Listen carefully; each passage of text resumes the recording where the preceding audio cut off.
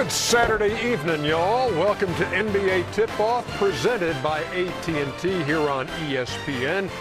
Game 3 is a half hour away, and you'll see it on ABC.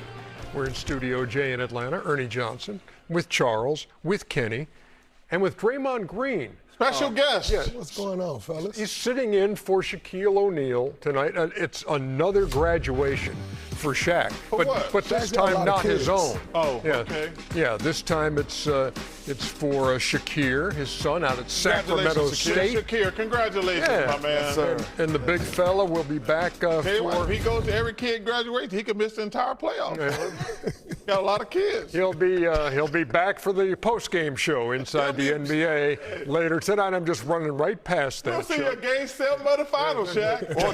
or 2028. Yeah. You might see him in 2028.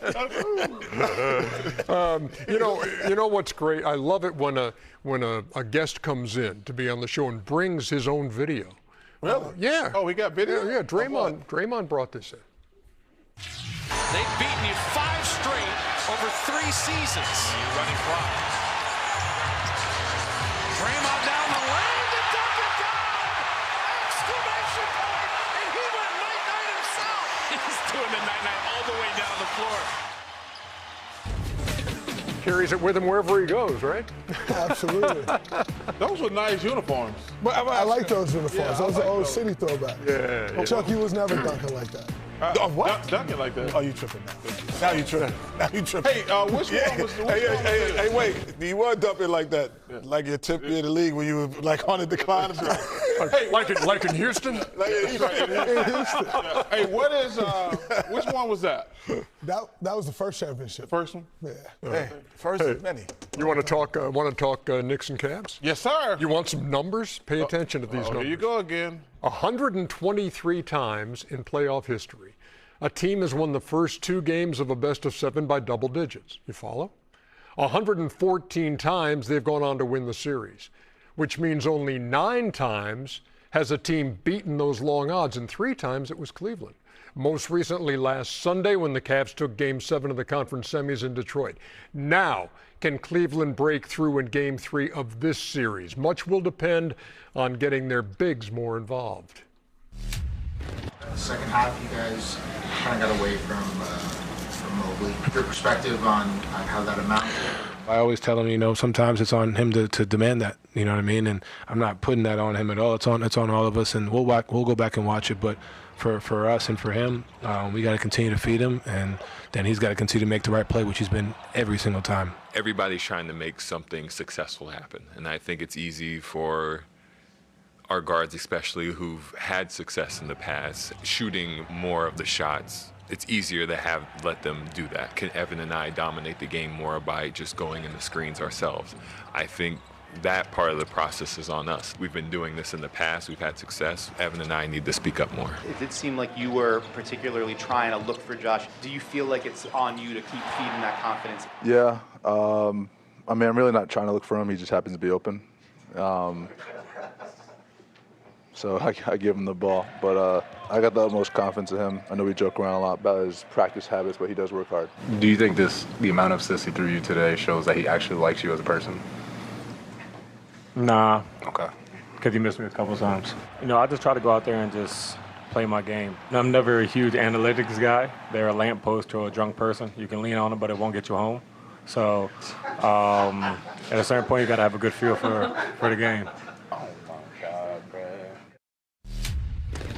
Well, you can always tell who's up to nothing in a series just by watching the post-game interaction. Yeah. But there's Josh Hart, a man out for your own heart, with his look at analytics, quoting Jay Wright.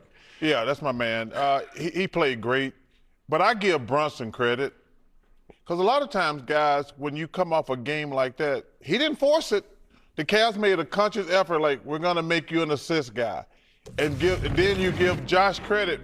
Like, he made the shots now, because right now he's rolling. But Brunson, to me, was the key. He says, like, okay, the Cavs made, because Kenny and Dre know this. You make so many adjustments from game to game, from 1 game to 2 games to 3 games to 4. They're like, we're not going to let Brunson go one-on-one. And Josh, he stepped up, plain and simple. Those 14 assists for Jalen Brunson, the most by a Knick since 1998, when it was Charlie Ward who had. Oh, that's right, Charlie Ward. Hell of a football player, too. Yeah, he can do it. Quarterback. And you can see an 18-1 run in game 1, an 18-0 run in game 2. More on the Knicks in just a second. I'm going to start with the Cavs. We talk about Evan Mobley, and we talk about a guy who had a 14-point first half and then did not take a shot in the second half. Is that on him? Is that on his teammates? Because we pulled some clips of him in the second half. So take a gander at it, Draymond, and tell me. See, number one, Jay, that was really good because that's why I think Jared Allen is the key. As good a player as Mobley is, he don't want physicality. And I'm going to disagree with Dre, too. That's both of their damn fault. Like, the coach has to say, Mobley's killing them.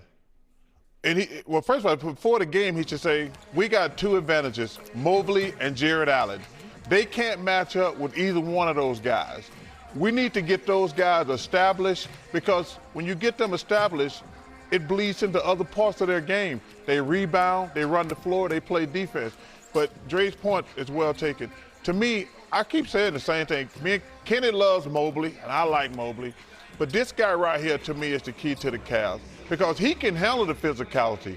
Mobley is a outside, inside player.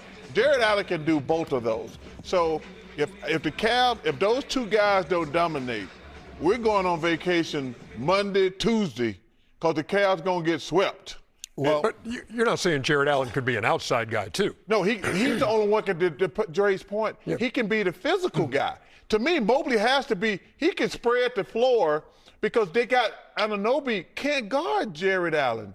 Because, they put Cat on Mobley, so that leaves Anunoby on Jared Allen. That's why I think he should be the one dominating. I disagree in this part. I don't even know if it's the coach's fault or Allen's fault. I guess I'm a 90s basketball baby. If I'm running the show, I'm going to be aware of who's in the penalty. I'm going to be aware of time and score, and I'm going to be aware of who hasn't touched the ball if I'm bringing it up and setting out offense. So I would never go 7 possessions and say Dream didn't touch the ball, or 6 possessions ago Drexler didn't touch the ball. And that's just as a person who's running the team.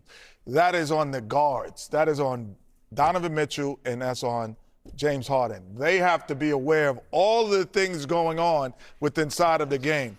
Draymond, you're the point forward for the Golden State Warriors, and I'm going to say in your championship years, if Clay did not get 6 to 7 shots in possessions, would you be looking for him? I would, for sure. That's the end of the question. It doesn't matter. Mobley is a person who has to eat from someone else setting the table. He cannot bring it up. He has to eat from someone else. That someone else is that guy and Donovan Mitchell. I agree with you to a certain extent, except they took over that series. Everyone said, oh, man, when they got blew out by 20 to the Hawks, they got mad. They started playing.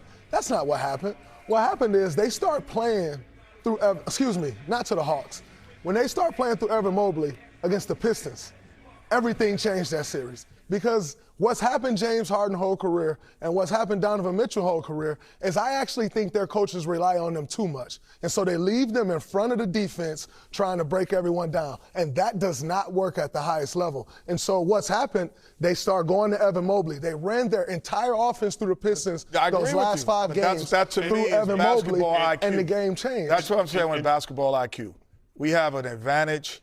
I'm running the show from the guards.